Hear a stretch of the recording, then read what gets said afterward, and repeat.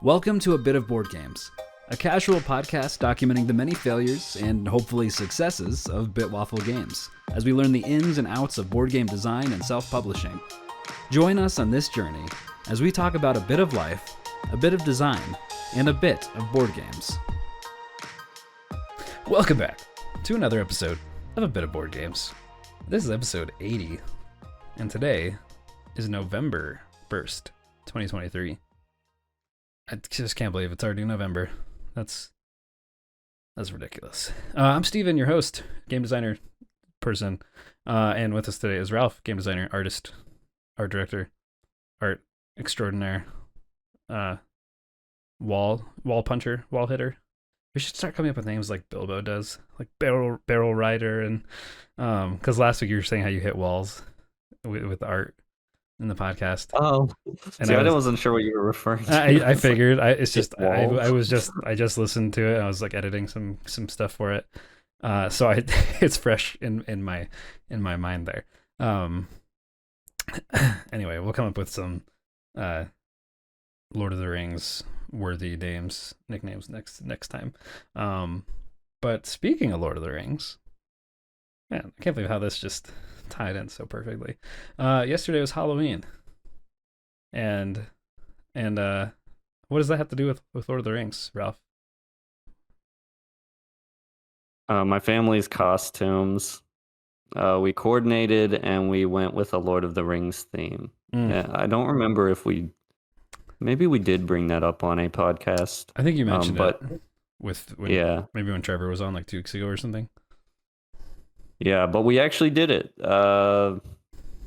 It turned out pretty good, actually, but better than I was thinking. I was Saruman. For those of you who didn't hear, essentially I was Saruman. Katie was the Eye of Sauron. She did a good job of that. That was pretty good. And then my mom was a hobbit. My nephew was a hobbit. Eric, my brother-in-law, was Aragorn, and then Amy was like an elf. I think Arwen. Nice. So, yeah, they were. I saw his family post them on Instagram. They're solid get-ups there. Your mom was hilarious. Just like, I know, her hobbit costume, she had like those giant feet slippers or whatever. Pretty authentic. It was pretty great. It was great. And she has kind of like shorter curly hair, so it kind of like it went with that too. So that was good. Solid costume. You didn't see in the photo probably because I think it was like covered up with the cape, but my nephew was Frodo. So he even had like a chain with the ring and everything. Did you give him Sting to hold? the full heavy sword. I tried. Yeah. For some reason, Amy started flipping out. Thought it was inappropriate. I don't know. No, it's authentic is what it is. Come on. Yeah. Oh, man. No, that's great. Yeah, we went trick-or-treating, brought the kids trick-or-treating at my sister's like townhouse complex, and Cece was dressed up as the Little Mermaid, so Ariel, in like little princess dress that looks a little bit like a mermaid, the cut kind of thing. Right. Henry was a dino. He was a dinosaur, and it was just this like green costume that has like a fluffy belly that like stuck out, and it has a little tail in the back and like a little hood with like spikes going down. Yeah, nice. It was great. It was pretty cold outside though. And so like it was here too, Yeah, so like Cece's costume, it was hilarious because she had like a full like fleece sweater, and then we put the dress over top of it, and so it's just like this really puffy. She's just like waddling around, and then at one point she had like we put a full winter coat on over top of that too, and like a hat. So we're like, oh, she's wearing this princess dress, but like full like winterized version. So. It's pretty good. I'll have to get Katie to show me a picture because for those of you listening who might not know, I'm not on like Instagram or anything, so I don't see these things. Well, I don't post these things. Dude, last time I posted was like last Christmas. So Oh, really? yeah, my wife and I don't post very often either. So Oh, okay. I'll send you a text with them on there. That works. I pretty much like I'll send texts to our family and like show them pictures, and then I just like never post. Like I'm on Instagram semi often. I just don't post stuff. So Ever since I got rid of it, I'll be honest, I haven't missed it a day at all. I haven't missed yeah, one bit of it. it's so dude, it's so easy to just get like sucked in all the like reels and everything, and like you're just wasting time and just scrolling through stuff. Well, don't get me wrong. I'm not saying I'm better than anyone. My vice is YouTube. I am on Mm, YouTube like constantly. It is yeah. my it's my total vice when it comes to just wasting time sink, Do you you see any know. really awesome new like shorts on YouTube recently or something? Did see one stood out a little bit. What was that from? What was that? It was this strange little channel, Waffle Games. um, It was pretty insightful stuff though. mm, just words of wisdom, man. Yeah, guys, we posted some stuff, some YouTube shorts, some an Instagram reel. We posted on TikTok of all places. Oh man, I don't know what that look place. out China. Yeah, TikTok is a scary place, but I posted things on there, Yeah. so we'll see what happens. But I made 3 short. I don't even know what to call them because like YouTube, it's shorts, like short form videos. I made 3 short form videos. It's a reel, it's a TikTok, it's a short. The Um, Vine. Remember that? yeah, it's a Vine. Let's bring Vine back. Um, and how I did this, because I've thought about doing this for a while. I'm like, there's good segments on our podcast that either are funny or just like, just we're just so wise. I just want to impart that knowledge on other people. um, but I don't know, just some like good content there, and it's just I'm like I don't want to sift through like a 30 to 45 minute you know episode to like find this content. But then yesterday, someone sent me a link to what's it called?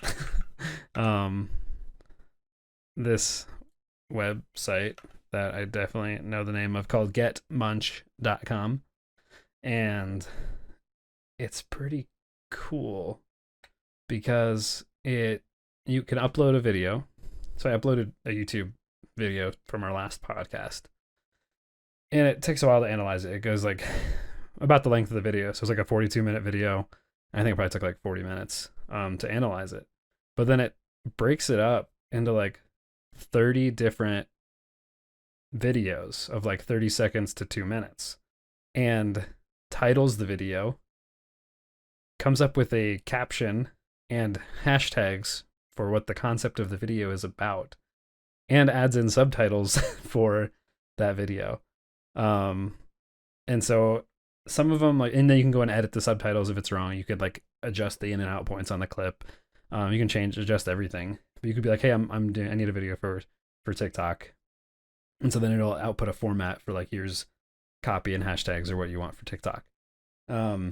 So I did that because I'd never heard of it before. And it gave me like 30 options, and so you can see the titles, and I would like click in and just watch a preview of it.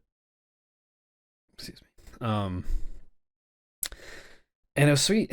It wasn't exactly.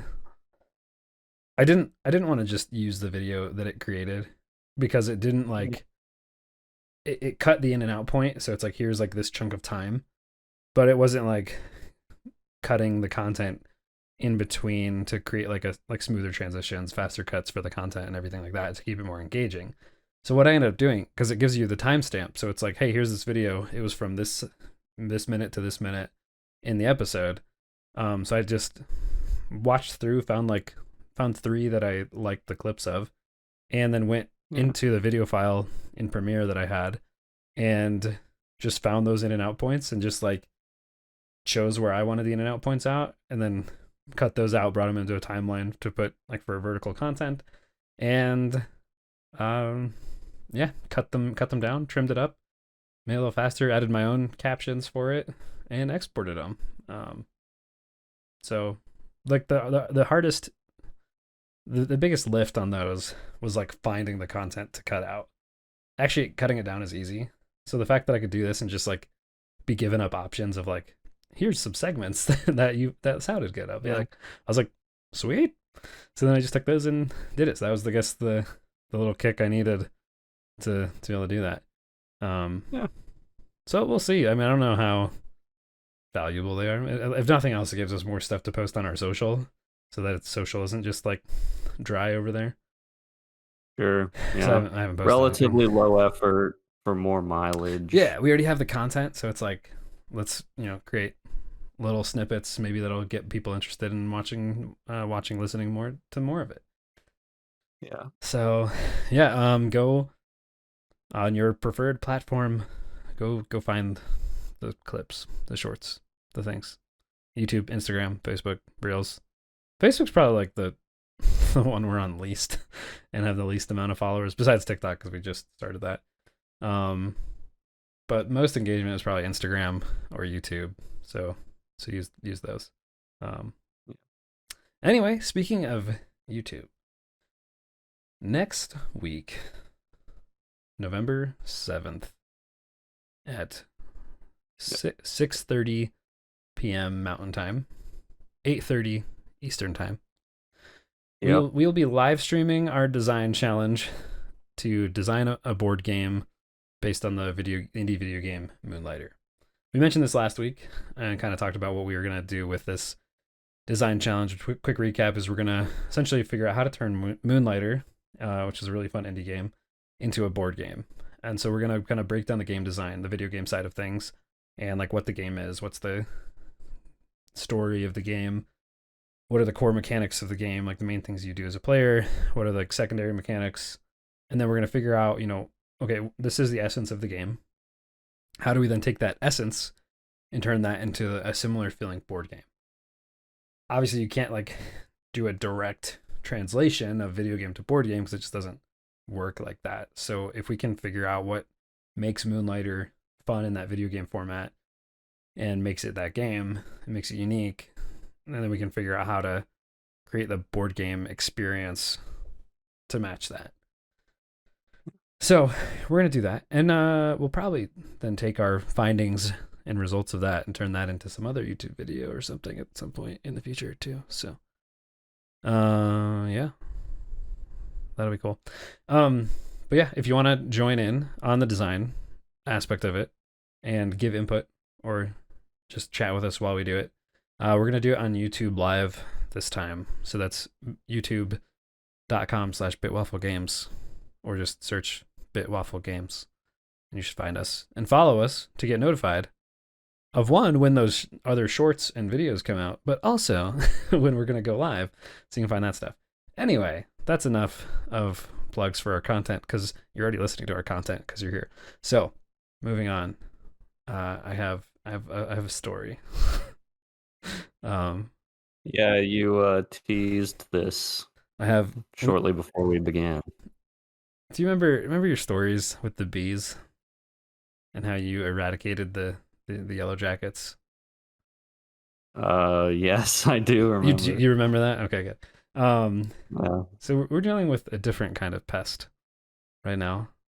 This began like a week ago, sometime in the last week. First of all, I work out at like 5 a.m. now, and so I'm getting up a little extra early. When I come home, it's still dark. When I come home from the gym, so I came home. It's dark. The garage light comes on when I go inside, and I'm like walking towards the door to go inside. As I take my shoes off, go up the step, all of a sudden I just see this little little black blur, just like this big ish, somewhere like around there. It was so fast, and I'm just like, what was that? No idea. So I go inside and I'm just kind of like standing there, and Libby was up. It's like 6:30 or something in the morning at this point, and she's just like, "What are you doing? Why are you just standing there?" I'm like, I think I saw something. Like something just moved. Like I just went over here and this thing just like was very quickly ran away. She's like, what was it? I'm like, I don't know. I don't know. I just saw like this blur.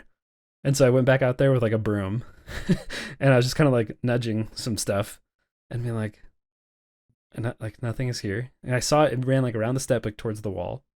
And so then I like go over there and like push it there. And then I just, thing just like shoots out, runs down like the length of the wall behind like some boards we had there. And I'm like, that was a mouse. There's definitely a little mouse in our garage here. And so Libby was just like, it had to be that or like a freaking giant spider. Yeah. Thankfully, it was not a giant spider. I mean, we've had plenty of black widows and stuff that we've found and killed around our house, but they're gross. Anyway, so this is a little mouse. Just so far, we think just one. But so that happened, and then we didn't see it again for a few days. And like we're in and out of the garage like fairly often. We keep the dog food out there in like a closed container. And so we like didn't see the mouse again, but I'm always like wary. And if I leave my shoes down, I kind of shake them out every time just to be safe. I'm like, I don't want to put my foot in and have a mouse in my shoe like to bite my foot or something. But then we're sitting so on the opposite wall from the back of our garage is like our little like sunroom space. And that we have like a fireplace in there, and so we hang out there in the mornings. Like we turn the fire on; it's very cozy. Bring the kids over when they get up, and just snuggle. It's just a nice way to start the day. Usually when the kids aren't screaming. But then we're just sitting in there, and our cat is just sitting right next to the wall, just like staring at the wall. And then after a little bit, we just hear like, and it's just like little scratching, and we're just like, I think that's the mouse. Like, I think that mouse is like either right up against this wall in the corner, like behind like my workbench, or it's like found a way in the wall. And so we're like, oh, okay, well, let's figure something out. Anyway, so we got some safe, I don't know, humane mousetrap kind of things, and humane as in like it'll kill it quickly. So not like sticky ones that may or may not work or just get stuck and starve. Low torture death version. Yeah, right. Yeah. So I mean, it still kills it, but which you kind of feel bad, but at the same time, like I'm not gonna like try to trap it and then drive it miles away so it doesn't find its way back. Anyway, right.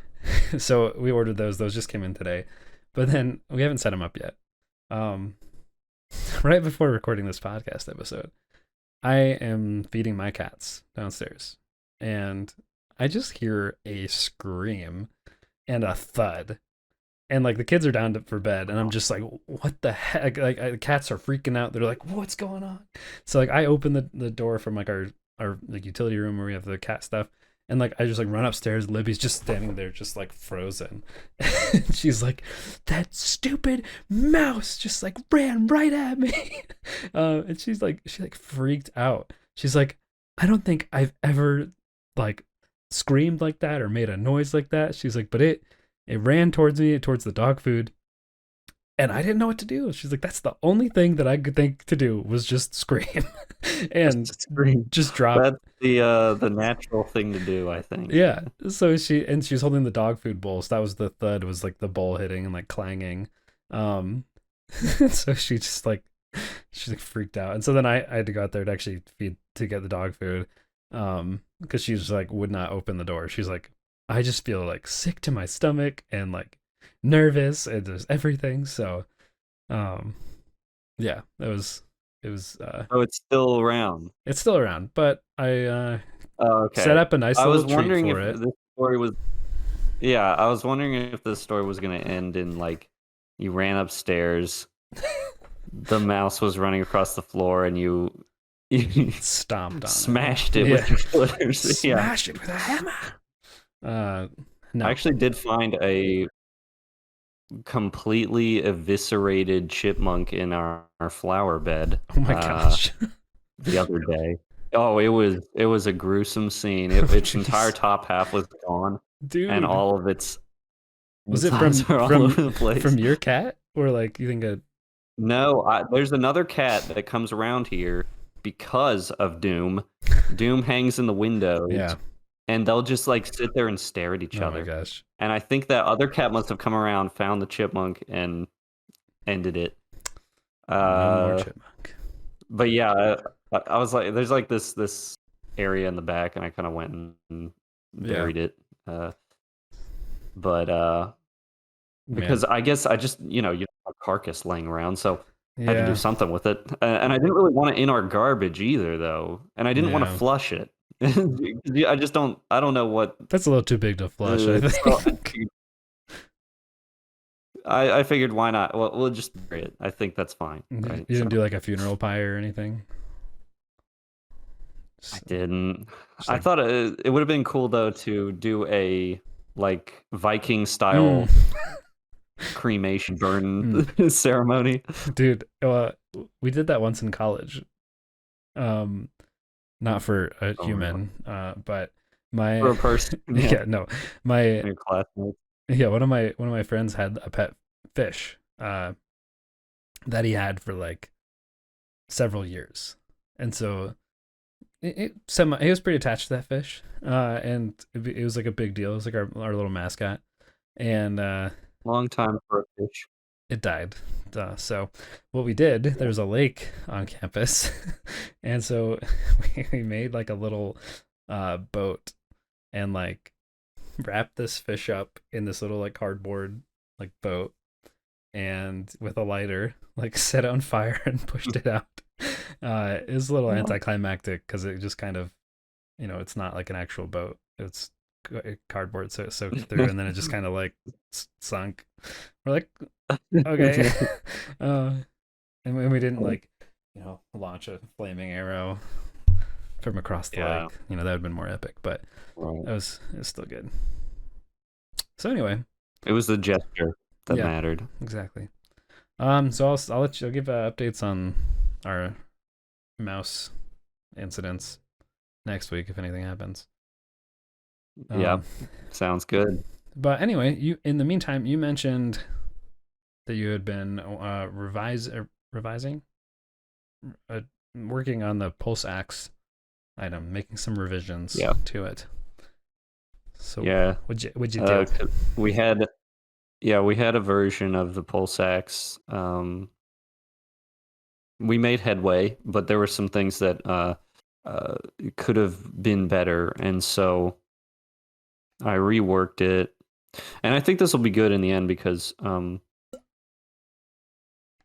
once this pulse axe is all said and done, we will know a good formula for pulse items and scrap items. We'll have a good amount. I mean, that's a decent amount of items. Yeah.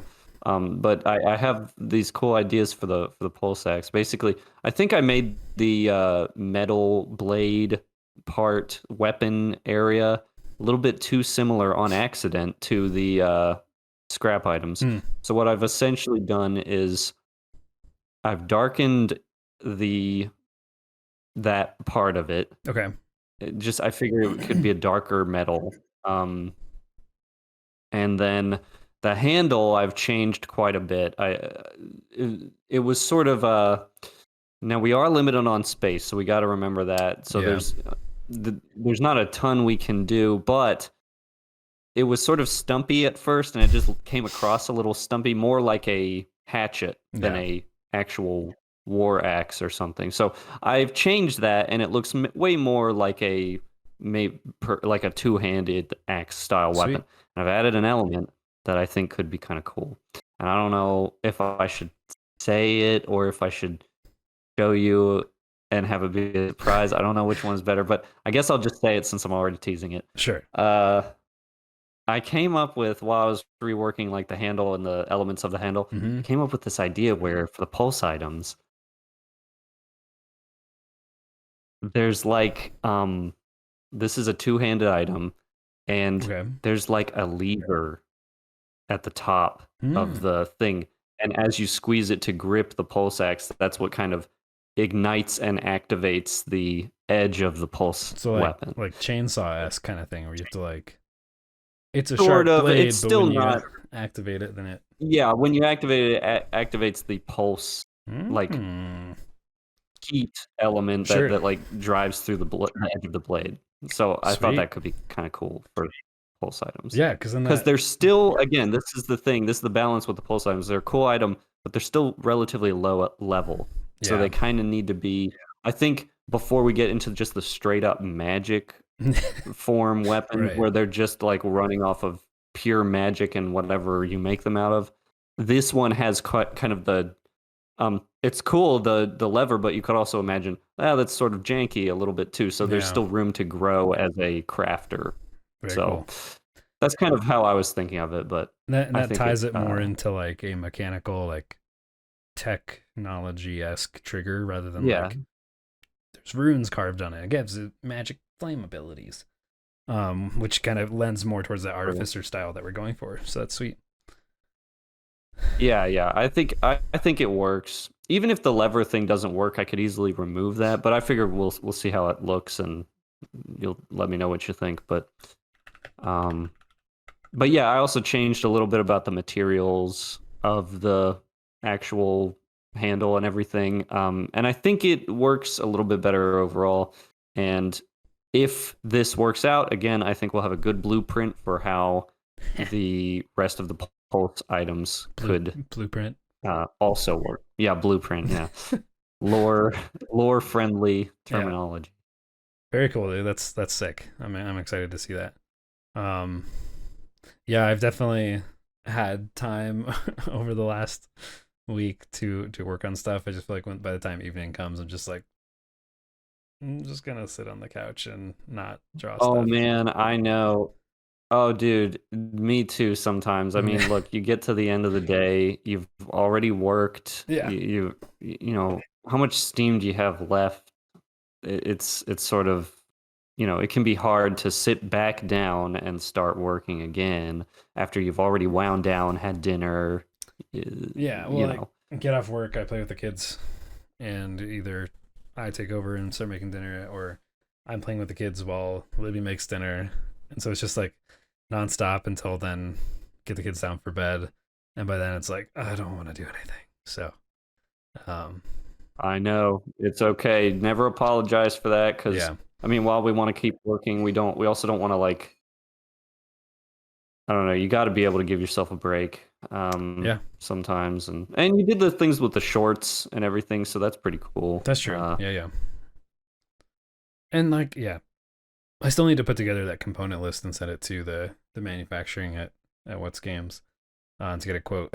So I'm just need to like I mentioned this in the newsletter. So I sent out our monthly newsletter yesterday, October 31st. Which if you're not signed up for a newsletter, just go to wafflegames.com. You can put your email in there. And at the end of every month, I kind of give a wrap up of what we did that month. And so I mentioned in there that we were really focusing on art throughout October. And even though I wasn't drawing every day, or even I didn't draw a lot in general, but uh, we were working on other things and like, but I hadn't worked on the game in a while. And so I wanted to, I want to this next month get a good feel for where the game is again. Like I don't even remember what the feedback was from those conventions that I brought it to and play tested and everything. So I need to like get back in and be like, okay, what did we do? What did I change? Um, and then yeah, so this month I'm gonna get my head around that again. Make those changes we were gonna Yeah. make. Get it up on Tabletop Simulator again so that we can play it again. Get another playtest in, and then get a component list to send out for a quote for the game. And hopefully, still just do some random drawing when I have time. But that is the current plan for this upcoming month. So, Yeah. yeah, that's where we're at. Um, yep. Is there anything you want to get done in November? Do you want to are you gonna take a break from drawing or just kind of slowly still crank stuff out? What are you thinking? Well, I'm definitely going to finish the pulse axe so that we have Sure. pulse item template. Like, here's the components. Here's what they will kind of generally look like. We'll have that figured out. We'll have all the scrap stuff figured out pretty much, and I think that's a good point to be at. For November, I actually haven't thought about it. Maybe I will pivot into like icons, Yeah, that'd be sweet. just because those would be pretty relatively simple to crank out. That'd be really helpful Um, for like another round of like playtesting and stuff too, because I know some of the current icons are hard to read, and there has been some confusion so around right. them. So Yeah. So there's that. There's also the rest of the CMYK conversion. So yeah, like taking the stuff that we've done in RGB and just doing the conversion to CMYK. It's not a difficult thing to do in terms of brain power. hmm. It's more of a difficult thing to do in terms of just Getting. tedium and oh my gosh, I hate this. So, Do you go into like the color so swatch on it? Well, no, you didn't make it on InDesign. Can you just go in the right. color swatch and like see which colors are RGB and which are CMYK, and then just like change them, like swap them out for a similar color, Well, and then due try to to. the nature of how we render them, it Uh, isn't unfortunately as simple as that because yeah, some stuff is solid and yeah, I could just make the flip, but not everything. the Some transparency towards the is like later stage, there's more there's some layers have a blend of things hmm. going on which makes it a little bit more difficult. So, um yeah, I don't know. So But are you gonna have to re-render them then? a little bit of it Okay, probably. Yes. sorry, we're getting there. We'll get there someday. Yeah. Um, It just needs to be done once. I mean, yeah. it'll be okay. Well, we're learning. You know, hopefully this process goes smoother for another game in the future. Um, my camera has been slowly drifting. Oh no! Oh no! Oh no! I've ruined it. Whatever. We're just gonna be a little crooked. Um, it's not. And barely, I can't It's even tell. yeah, yeah. You're right. Maybe people's eyes are just crooked if they're watching this. So anyway, next game that we do, we'll have learned things. We'll have a better Yeah. process, and we'll design a much bigger, more complex game. So it's still going to take at least as long. um, Yeah. um, I was gonna say, what would I do now? What would I do different? I mean, I think file setups would be different. I think card layouts would be a little different. yeah.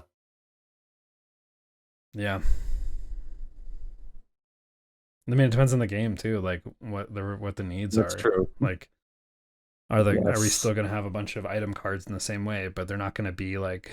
They don't need to be like tangible, like cartridges, like we're doing with this, where it like feels like they connect into your player board. Like it's kind of a unique Yeah. thing. Um, I don't. I don't Yeah. want For to. me, I think all of my notes would, yeah, all of my notes would just be upfront for the art direction. What, Yeah. really nail that art direction so that as we create stuff, you have a clear vision, and Mm-hmm. maybe even starting out with some sort of like mood boards and Oh yeah. brainstorming type stuff. Like, hey, what do we want it to look like? And then compiling a bunch of like reference material where it's like, okay, we like this, we don't want to go this direction.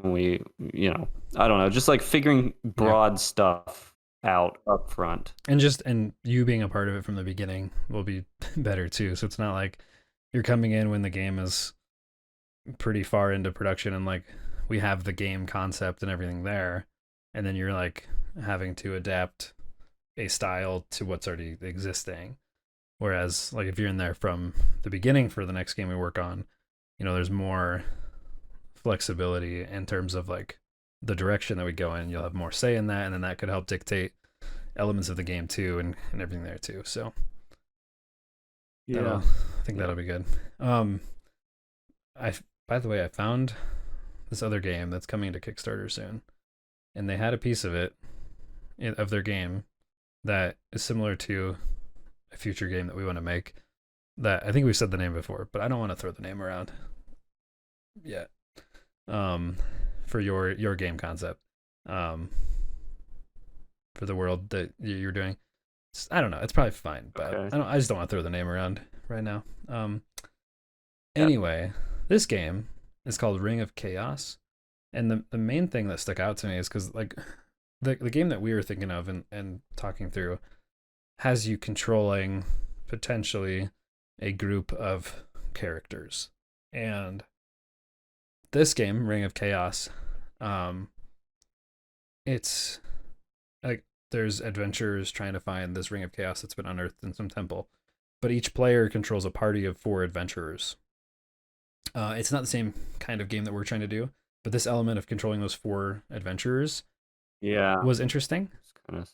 And depending on the adventures you Hmm. have, it gives you access to different special cards and special powers. And so, like, if you have this one character, he has a card that's called Heroic Sacrifice. And so he can, like, prevent another player from taking the ring from someone else. And so like, he can, like, sacrifice. So, like, they each have their own unique abilities or things, depending on what your party is made up of. And then Cool. with that, each of your party members can die. And so you're trying to keep them alive, Yeah. and you'll be mighty, or it says let them perish, and you get more vulnerable to the attacks of your competitors, not to mention the dangerous guardians that roam the area. So it's like you're fighting each other, and you're also fighting enemies and things around. And essentially, if your players die, your adventurers die, you get weaker. So then you only have, if you lose one, now have 3 available to you, and so you have less abilities and less control over stuff. But Okay. the goal is to get this ring and hold on to it for the longest amount of time to summon the gods of chaos to do your bidding and win, whatever. Um, and so you have to like hold it for a certain amount of turns or a certain amount of like summoning points or something. So it's like Oddball from Halo. You get the skull and you have to hold on to it.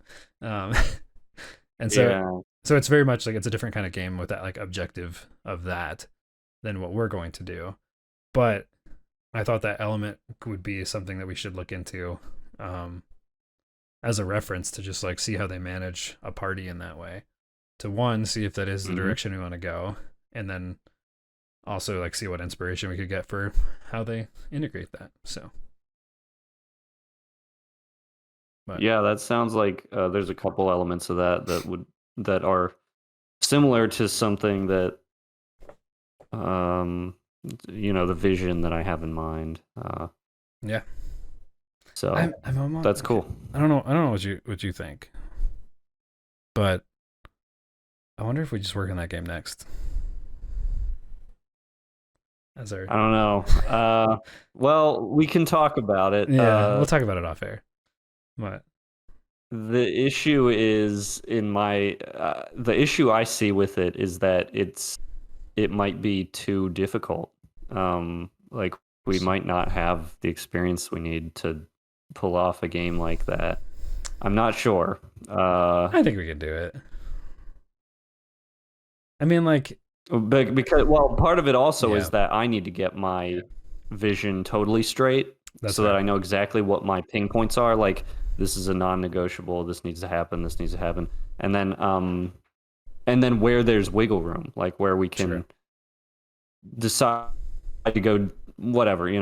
This is up in the air. I don't really care one way or another as long as it works. Well, maybe Because I have been tossing different ideas around in my head of what kind of game it could be. sure. And there's not just one way it could be. There's a Yeah. couple different directions that it could take. I do really like the idea of this, like, I don't know what to call it, like a progression, linear or semi-open progression style RTS, where you have an endpoint, you have a goal, and it plays kind of like an RTS in that you're controlling a small group, but that your actions and stuff will determine things. Mm. But there's issues because there's I want there to be, when you do an action, it could cause certain permanent effects, like that will affect the rest of the game. Yeah. But we don't have to get super into it, but there's a lot of different. So basically, I need to get my thoughts straight on it. We should But just I mean, we have plenty of time to do that. yeah, I mean, we're still working on this game for a bit.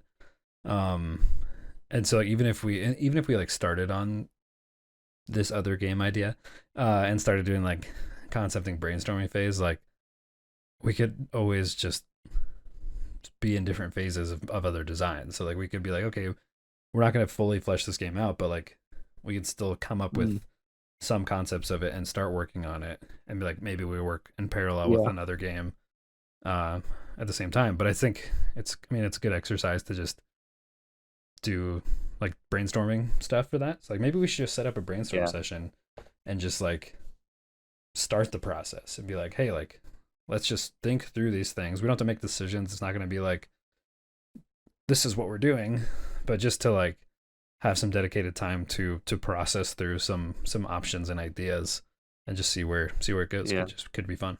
So Something I know would be a lot of fun to figure out and flesh out would be the art direction.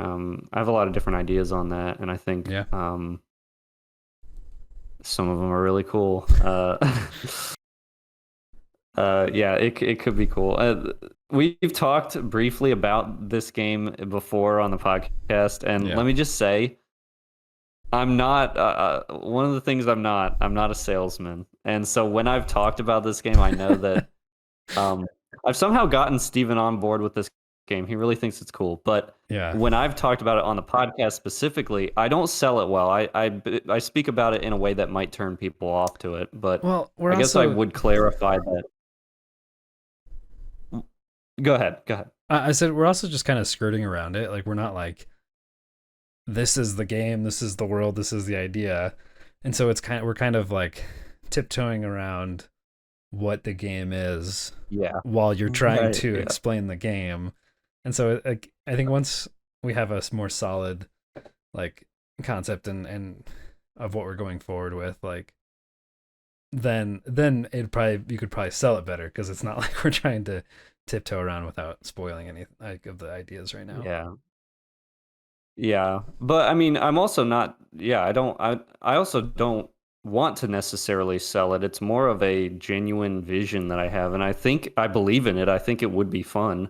I know it But will the be. thing that I would say, the thing that I say that again might turn people off is like the world is kind of a dire place. Things are not good. Dude, So, people but people eat that up, man. right. The point of the game wouldn't be to make the player necessarily miserable or just destroy them and they have no chance at all. That's not the point. There Yeah. will still be a way to win, and it's not impossible, and it still will be fun. Like I want to have fun Oh yeah. with the game, so it should be fun. But it's just that the reality of the situation of the characters that you're playing as is just a not a good situation. And so, Yeah. and you should feel that to some extent as the player. So that's all. That's all it really is. But And you know, I'll have to send you some samples of other games that maybe are in that same general vein, because that is a like that does exist. That is like a genre of like bleak or like depressing worlds in a sense. Like I don't know, not even depressing worlds, but like yeah. think of like Dark Souls. Like there's a Dark Souls board game, and like Well, clearly I have some influence from Dark yeah, Souls. and like I am a there's an Elden Ring board game, and like yeah. granted it's based on the video, but like the Elden Ring video game, like it's a beautiful world, but like there's some creepy, weird stuff going on in that place. Oh yeah, And man. like, Oh gee. yeah. So Yeah. and then even But like some disclaimer though. yeah, yeah. I was just gonna say, disclaimer though. Don't worry, this isn't a Souls-like game. I'm No, not no, trying to no, go for no. that kind of thing. It's not a Souls game. It's just that I do like Souls games, and there would be. I just enjoy worlds like that. It's not an exact one-to-one at all, but yeah, Yeah. It's I'm inspired by things like that. and But I don't feel like the game is going to be centered around combat either. So like it's not going to be like Souls like games. It's like maybe adventure and exploration, but like combat is one of the biggest things that game is known for. I agree. I think the game we're talking about, it would have encounters Yeah. and weapons. It's almost better to think of it that way. You'll encounter many things. Enemies is one, so like traditional battles would be one of them. You'll also encounter just like strange situations, traps, the elements, Mind games. other characters who you don't know their intent, or if you can trust them, if they're useful, if they're gonna frick you up, Just so thought of something. there's a lot of stuff you would encounter, right? So Real quick, I just thought of an interesting thing. No, I'm not going to bring that up on the podcast. We'll talk about it after. yeah. Anyway, that is all the time we have for this podcast, though. So sorry to leave you on a cliffhanger there. You just have to wait 5 or 6 years until this game comes out. But yeah, thanks again for being here. If you want to keep up to date on all the things, this podcast is the best place. But you can sign up for our monthly newsletter at wafflegames.com. Find a link to our Discord to chat with us, ask us questions, and go subscribe on YouTube to be notified of our live stream next Tuesday, November 7th, 6:30 p.m. Mountain Time, 8:30 p.m. Eastern Time, where we're doing a live design challenge, turning Moonlighter into a board game. We'll see you. We'll see you there. So yeah, thanks again for being here, and we'll see you all next time. All right, later. Bye.